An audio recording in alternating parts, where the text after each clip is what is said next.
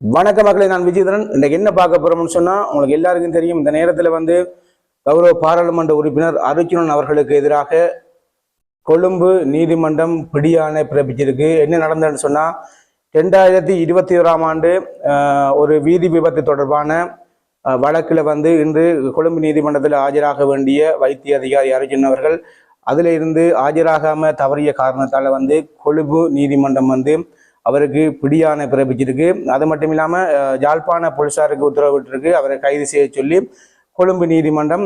இதுதான் இப்போ தற்போதைய செய்தி. இது தொடர்பான மேலதிக செய்திகள் எதுவும் வெளியானால் அவர் கைது செய்யப்பட்டாரா, கைது செய்யப்படுவாரா, இல்லை கைது செய்யப்படாமல் அதில் தவிர்த்து கொள்ளக்கூடிய நடவடிக்கைகள் இருக்கான்றது வைத்திய அதிகாரி அர்ச்சுனனுடைய அதாவது சட்டத்தரணிகள் மூலம்தான் அதுக்கான நடவடிக்கைகள் எடுக்கப்படும். அது தொடர்பான செய்திகள் எதுவும் வெளியானால் அது உங்களுடன் பகிர்ந்து கொள்ள காத்திருக்கிறோம்.